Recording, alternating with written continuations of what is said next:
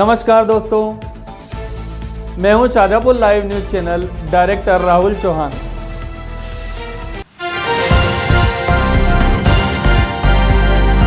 Shajapur live सबसे तेज। शाजापुर जिला चिकित्सालय में चल रहा है सिविल सर्जन डॉक्टर मेना का जादू। 8/12/2023 शुक्रवार को जिला चिकित्सालय पर जादूगर डॉक्टर मेना ने एक ऐसा जादू चलाया कि देखने वाले दर्शक भी अचंभित रह गए।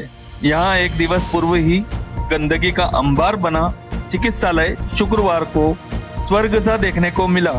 प्राइवेट क्लिनिक पर बैठकर पैसा कमाने वाले डॉक्टर भी शुक्रवार यहाँ उपस्थित रहे।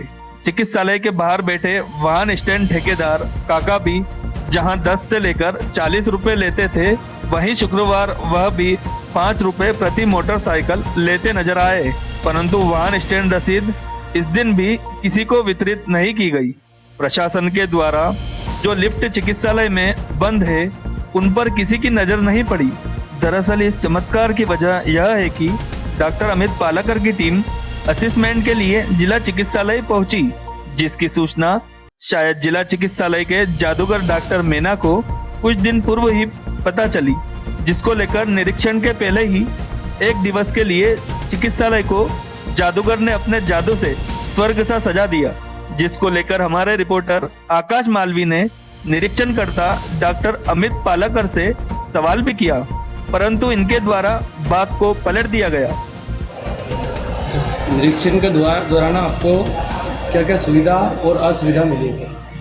देखिए, सबसे पहले तो ये बताऊंगा कि ये निरीक्षण नहीं है, ये असेसमेंट है। असेसमेंट एक तरीके से हम एक दूसरे का हैंड होल्डिंग करते हैं। जैसे मैं अभी NHSRC से इम्पैनल्ड नेशनल असेसर के रूप में भी कार्यरत हूँ। मैं अलग अलग स्टेट्स पे भी जाता हूँ और ये चूँकि कायाकल्प का पीयर टू असेसमेंट है, इसमें जब इंटरनल असेसमेंट हो जाता है उसके बाद दूसरे डिस्ट्रिक्ट से जो असेसर हैं वो आते हैं, वो चेक करते हैं कि भाई आपने जो असेसमेंट किया उस असेसमेंट में आपने कितने गैप्स हैं या कोई आपकी ऐसी कोई गैप है जिसको हम दूर करा सकते हैं।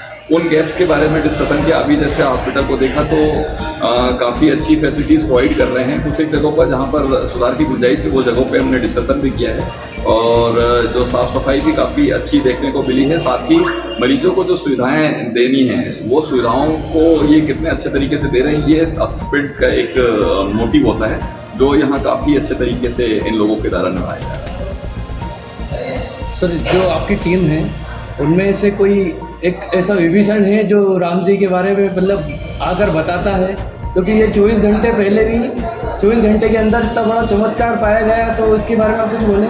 देखिए, मैं ये तो नहीं जानता, लेकिन मेरा ये मानना है कि जिस समय हम फिजिकल इंस्पेक्शन करते हैं या फिजिकल असेसमेंट जिस टाइम होता है, उस समय सुविधाओं को कैसे दिया जा रहा है, वहाँ उस प्रोसेस को देखा जाता है कि किस प्रोसेस के माध्यम से दिया जा रहा है। यदि सफाई की व्यवस्था को देखा जाए तो सफाई भी मुझे काफ़ी अच्छी सफाई की व्यवस्था देखने को मिली। साथ ही हम जो यहाँ का जो आउटसोर्स एजेंसी के द्वारा जो सर्विसेज प्रोवाइड की जा रही है उसके MOU में कहीं यदि उसके ऊपर कुछ इन्होंने यदि पेनल्टीज लगाई है वो भी हम एक बार असेस करते हैं, ताकि ये देखा जा सके कि कई बार आउटसोर्स एजेंसी यदि अपनी अच्छी सर्विसेज नहीं दे रही है तो यदि इनके द्वारा पेनल्टीज लगाई गई है, पेनल्टी की डिमांड की गई, जिसका मतलब होता है कि कुछ ना कुछ वहाँ पर विजिलेंट मॉनिटरिंग हो रही है। और कई जगहों पर जहाँ पर मॉनिटरिंग की अच्छी गुंजाइश हो सकती है उन जगहों के लिए सजेशंस भी इनको दिया गया कि आप यहाँ पर मॉनिटरिंग अपनी कैसे बढ़ा सकते हैं और यहाँ पेशेंट को जो सुविधा प्रदान की जा रही है उसको कैसे और बेहतर तरीके से दे सकते हैं। जैसा कि आप सर एंट्रेंस गेट से आए हो तो सबसे पहले आपने शायद कैंटीन का निर्माण देखा होगा जी, तो आपको हमें लगता है कि वो सुविधा अच्छी है या नहीं है?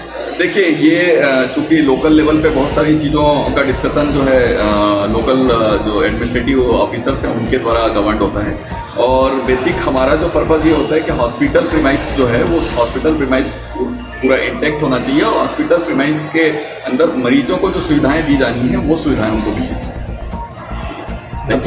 डॉक्टर अमित पालाकर, इंदौर से। जादूगर की इस नगरी में एक बड़ा खेल और खेला गया। दरअसल कुछ माह पूर्व जिला चिकित्सालय के कैंटीन का टेंडर ऑनलाइन प्रक्रिया से मायाबाई पति संजय को दिया गया था।